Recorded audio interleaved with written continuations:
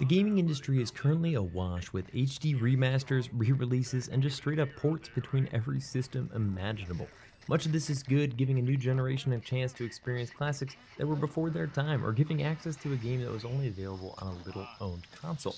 Unfortunately, many can be shameless cash grabs, a bare minimum of work done to the game itself, and a hefty price tag thrown on to, get that cash. Which is why the release of Resident Evil 2 was such a glorious surprise. So stick around as I get into why this game is how remakes should be done, and stick around to the way end as I throw out a meaningless metric to summarize my entire rating. It really doesn't matter, but it sure is damn fun.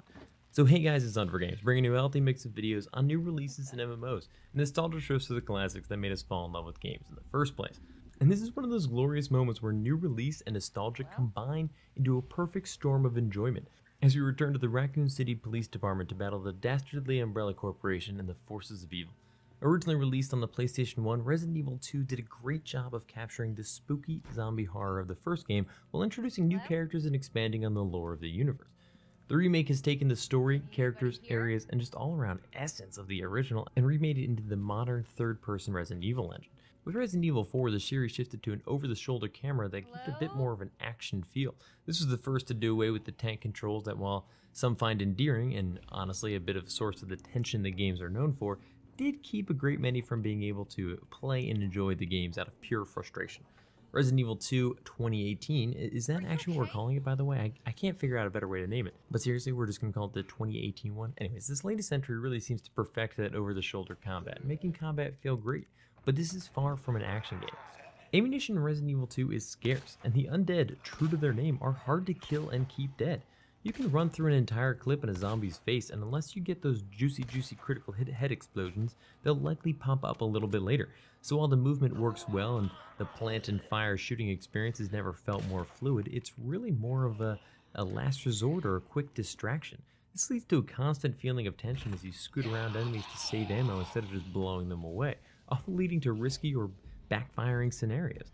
It captures the spirit of the original in modern form, juking out of the way of zombies left and right in tense, tight rooms and hallways. And speaking of tense rooms and hallways, this game has managed to recapture that classic charm of a weird setting that doesn't make 100% sense with a slightly more believable layer of truth covering it. They throw in that offhanded comment that the police station was actually once a museum, and that's why all the weird stuff is in there. I don't know if that's how they explained it the first time around or not, but it's enough for me. Games used to be a bit more willing to stretch reality to create a more enjoyable setting, but when's the last time you saw something as ridiculous as the puzzle-ridden police station where statues and art lead to secret rooms and tunnels? Amazing.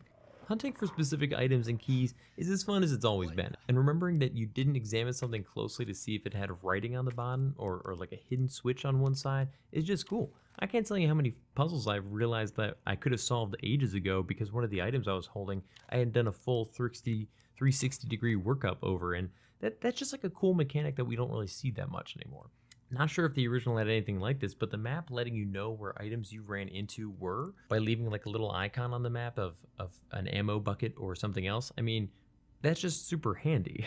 If you can't afford to pick it up at that moment, but you might want it again later, it's nice to know where you left it. In addition to that, knowing when you've discovered everything a specific room has to offer because the color of the room changes on the map, I mean, it makes it far more approachable when you just kind of get stuck. There will come a moment for all but the most veteran puzzle solvers when you're just not sure what to do, especially as the map gets bigger and bigger, more of it has become unlocked, and all of a sudden you're like, I don't know where I'm supposed to go next. This is often the moment when people stop playing without any idea what to do, and either pride or frustration stopping you from looking online for help. But with the map cleverly letting you know if it still has a secret to hide and say that closet that you kind of forgot about, whether that secret is something as basic as a little more ammo or as crucial as the next key to advancement, you always have a place to start looking. On top of that, the game reminds you of items you have worn out their usefulness, i.e. you've opened all the doors a key has access to. As a bit of a hoarder in games, it helps me finally let go of something instead of worrying forever that it'll be useful down the line. Speaking of looking for special items, it's refreshing, if that's even the right word to use because it's kind of an older style, that inventory matters again. You have a limited set of inventory spaces that, of course, grows over the course of the game, but still never seems to be quite enough. This makes deciding what you bring with you on each of your little adventures out of your safe zones all the more important, and encounters all the more dangerous. If you're not properly equipped at the time to handle, something crazy that crops up that you weren't really expecting, it might be a lot more dangerous. Incredibly important items later in the game might even take up multiple slots, making the decision to have them on you all the more weighty. This isn't new, of course, but it adds a layer of choice and, game. In an age where most games have infinite inventory and are just trying to let you play. But it's not just the map and inventory that have gotten a well-deserved update, because the entire game was reworked graphically as well. The Resident Evil engine has never looked better, and aside from a few nitpicky elements, it's one of the best-looking games of 2018. But while oozing zombies and foggy shadows are amazing, they pale in comparison to the sound design, which adds infinitely more to the creepy horror vibe that keeps up with you for the entire trip. Whether it's terrifying stomping a room over, letting you know that your safety might be short-lived, or just general sudden zombie growls to give you a bit of a surprise, the enemies all sound amazing. Clinks of metal, howling wind and rain, the creaking floorboards, they all sound super realistic in just the right terrifying kind of way. Every little bit adds to the spooky atmosphere and makes you feel like you're actually there, and I love it. One thing I can happily say is not quite the same as the original is the voice acting. While maybe not the best I've ever seen, the modern dialogue and much improved quality of the voices themselves breathe life to characters that were once a little stale and ridiculous. As is appropriate for most zombie games, the characters seem to get a little too used to the idea of being surrounded by so much death and supernatural terror, but that's not really a shot at the acting itself, just kind of the nature of how the characters are designed. It just seems kind of ridiculous, but it's almost fitting for a Resident Evil game that no one seems to be altogether all that surprised. It's fun that it retains all the little 90s elements that a modern game wouldn't have anymore. Gas prices were a little over $1, and the most futuristic of tech is key card related access. I don't remember the original story perfectly, but it seems like there are definitely aspects that they've tweaked or added, and it really fleshes out the experience. Part of me, though, did worry that they'd introduce modern technology and kind of shift how the game works, but no, there's still VHS tapes that you can watch throughout that are fuzzy and leave just little details out that it actually makes it more terrifying, if that makes sense. And of course, you're saving the game with the amazing typewriters, even though the typewriters on the lower level difficulties don't require the ink for every save, which I think is a fantastic change. If I want that level of crazy difficulty, I can go get it. But if I just want to play through the game and save whenever I damn well want to, great. But again, the important thing is the fact that it still is in fact a typewriter, which is like awesome. After finishing Claire's playthrough my first time around, I'm working my way through Leon's story now, and it does seem to have a subtly different approach that's a lot of fun. You have different access to different rooms and where you start and where you currently are. And it seems like the story takes a slightly different direction from different perspectives of the two characters, which is cool.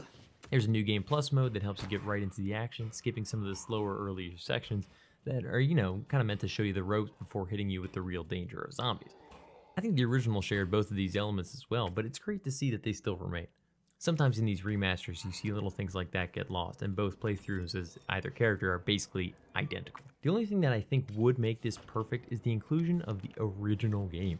Halo's remaster spoiled me with its swap between new and old graphics functionality, which I can never hold to every game in remastering style. I mean, Resident Evil 2 is an entirely different style game and doesn't even really fit one-to-one with the original. There were subtle changes, but it would be awesome to have a copy of the original on hand.